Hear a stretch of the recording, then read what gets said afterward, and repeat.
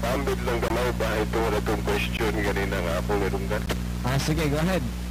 Ito may tungod sa kung ang bata na bunyagan na dayon inig dako niya o siya na po'y makaanak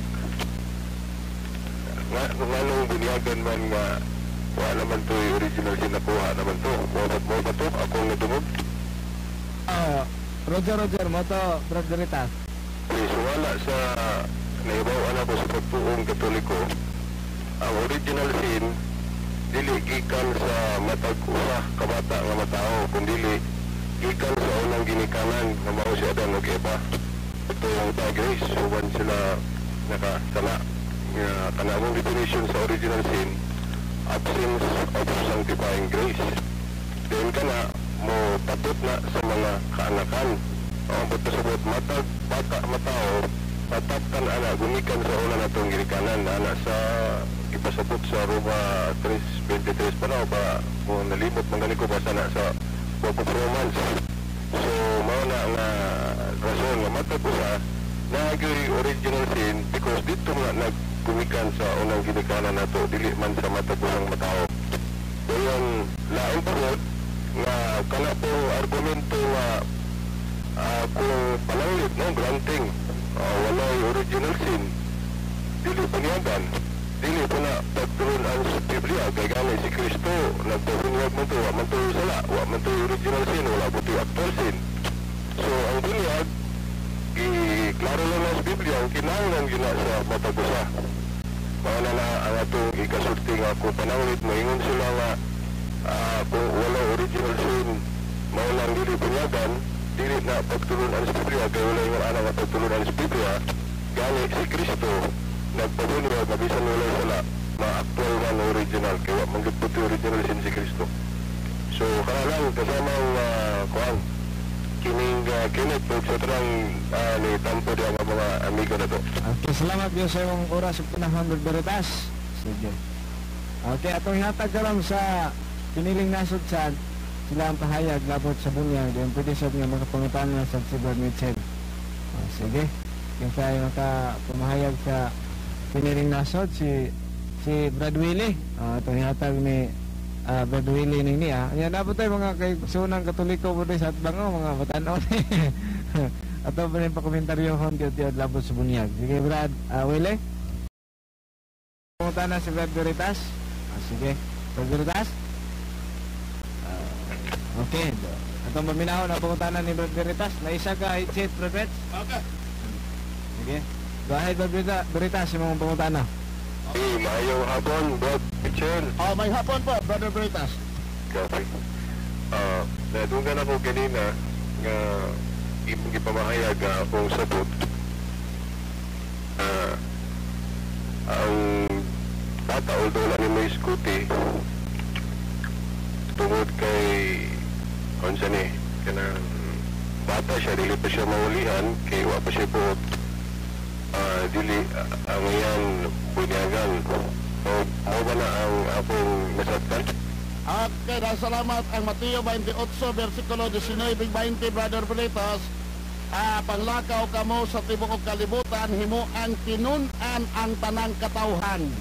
Bautismuhin sila, kumunyagi sila sa ngalan sa Amahan, sa Anak, sa Espiritu Santo, o tudloi sila sa pagtuman sa tanan kong gisugo kaninyo. O tanawa ako magauban kaninyo hangtod sa katapusan sa kapanahonan.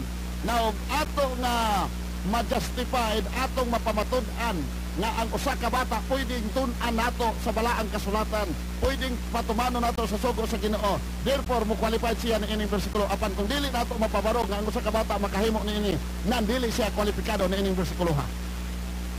Okay, mangutanan ako, no? Ako na itong i-clarify sakto ba ito kung ito ako pangutanan mo ni asa mabasa sa Biblia na nagtudlo si Kristo o mga apostol na tuwod kay ang bata dili pamawalihan dili ang ayan bunyagan. Asa mabasa sa Biblia? O nga, klaro akong statement na nanudlo mo ka kay dili pa man mawalihan so dili ang ayan bunyagan. So akong pangutana ba siya na asa mabasa sa Biblia kanang imong gitudlo nga nanudlo po pod ang si Kristo ug mga apostol. Tungod kay ang batang masuso dili pa man mawalihan, so dili ang ayan bunyagan.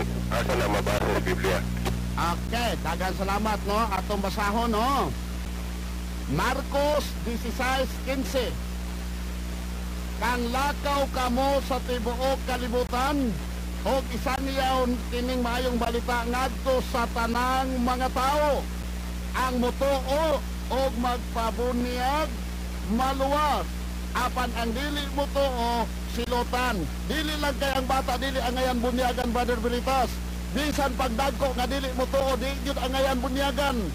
Kay ang qualification sa angay bunyagan katong nituo og sa tuuhan kanang ebanghelyo nga nawali niya. Pusa ang requirement sa Biblia, ang angay bautismohan kung bunyagan katong nawalihan nga nituo, pero katong nawalihin nga wa nituo di pud ko ang ayan bunyagan. Kay ang bunyag resulta na sa pagtuo sa mensahe sa maayong balita. Okay, natubag ang pangutana. Brother Mitch, ang imong gibasa teksto referido sa mga tao nga nituo mao nang gibunyagan. Dili man ang mga pangutana. Ako pangutana base sa imong isulti. Tungod ka na iyon ka man nga ang mawalihan ra mao bunyagan. Nga kay ang bata di pa man mawalihan kaya pumipot.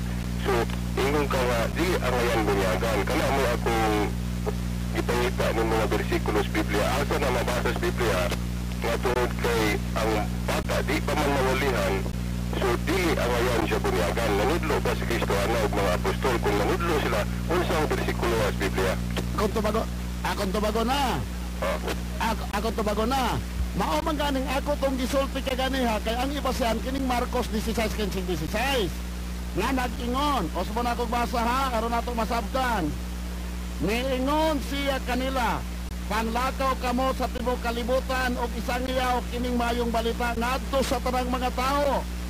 Ang mutuo og magpabunyag maluwas apan ang dili mutuo silutan.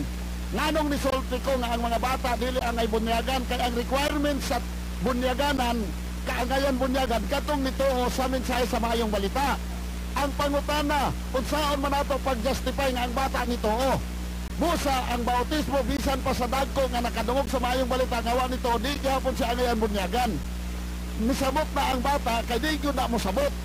Therefore, ang Biblia klaro nga ang bunyagan referado lang sa mga taong nitoo sa maayong balita. Mabitaw na kay kung pwede pang bunyagan tanan di na mingon si Kristo nga panglakaw kamo iwaling maayong balita ngadto sa tanang mga tao ang mutuong magpabunyag maluwas. Mingon na lang siya panglakaw mo kinsay mahibalag ninyo pabunyagi tanan mutuog sa dili. Klaro na. Do sa klarong tinaw di lang sa bata nga dili angay bunyagan kutob sa mga tao nga di mutuo di gyud angay bunyagan. Tinaw og klaro sa kahanginan. Okay, salamat Igso Mitch, no? So ang imo gyapon gitumbog may tungod gyapon sa buto kinanglan patuhuon, pero dili mo na moy akong pangutana. Akong pangutana referido man gud sa imong gisulti nga tungod kay ang bata di pa maulihan, so dili ang ayan bunyagan. So wala ko mangutana may tungod ang bata mutuo ba og dili. Wala ko mangutana na, no? Ang statement lang nga tungod kay ang bata di pa maulihan, so dili ang ayan bunyagan. Muna yung bersikulo ha, especificamente akong ipangita. Si Kristo nanudlo ba na, ang mga apostol nanudlo ba na, kaya nanudlo manggugana. So kanang na ang particular statement mo akong ipangayo, asa mabasa sa Biblia, litra por litra, na si Kristo ang mga apostol nanudlo, matungod kay ang bata, dili pa maulihan, so dili ang ayan bunyagan. Muna akong tubag ha, o sumuna akong tubag, di gyud nato bulagan ning bersikulo ha, aron masabtan. Niingon siya kanila, kinsa ning siya si Ginoong Hesus, pagtulon ani, panglakaw kamo o sa sa tibuok kalibutan og isangiyaw kining mayong balita ngadto sa tanang mga tao. Ang mutuo og magpabunyag maluwas apan ang dili silutan. Klaro ning bersikulo ha nga referado lang ang bunyag sa taong nawalihan nga nituo. Klaro lang ning bersikulo ha nga ang angayng bunyagan katong may pagtuo. Ang pangutana nganong dili apil ang bata ani Kaya ang bata, dili gyud na makatuo sa mga balita, kaya di po na matudloan. Kining bersikulo ha, mabata ka man, matiguan ka man, walihan ka, nga tiguan ka na, di ka mutuo sa mga balita, di po ka angayan bunyagan. Bata, kaya di man na mutuo, bisan mo siya o nagwali, di gyud siya qualified bunyagan. Naabay sugo nga dili sila bunyagan. Kining nga bersikulo ha, nagdala sa maong sugo. Kay kining bersikulo ha, nagpakita og punto nga ang bunyagan maulaman ang tao nga nito nga nawalihan sa maayong balita. Okay, salamat na di lang ko mamabos mit ako lang doaton bisag dili ko makarawat sa imong tuwag pero salamat lang no kay kapag specific man to akong pangutana din ang imong gibasa mahitungod man sa moto ko dili man ko musupa ka ana nga ang moto natural bunyagan jud pero ang akong pangutana dili man gud kana mahitungod man gud sa imong giingon nga asa mabasa sa Biblia ang imong giingon nga tungod kay ang bata di pa maulihan kunang dili ang ayan bunyagan kana o statement pero sige murag natama siguro lang ang mga tala diha maybe sa sunod na lang po siguro kana mong atong topic ug magka-discuss po na so diha lang so salamat sa imong tubag kay Igso Mitchell. Okay, salamat usab. Salamat usab, Brother Veritas, no? Masalamat. Ingon ani ko nigson. Sige. Atong atangan day na pa. Atong atangan day ang kuan sa 29 karong Marso. Sa 29 karong Marso si Brad Veritas ug si Brad Mitchell Bendilio. Ang tema nila pamatud-an nga ang 7-day Sabbath sa bagong kasubutan alang sa magpistuhanon Domingo na. Sumala sa Biblia ug mga referensya. Ang affirmative si Brad Salbert Bondoyano Veritas o si Brad Mitchell mo negative Aking klaro, nangutana ko Brother King, ito kinsa affirmative kay basin bang mamislead ang atong mga membro. Sige. Atong mga membro sa Adventista nga ako'y nagpamatuod na ang 7th Sabbath sa bagong tugon, Domingo na. Ako'y musulpak ka na igsuon. I-air lang po niya yung programa niya. Sige. Salamat. Nilay pangutana si Brad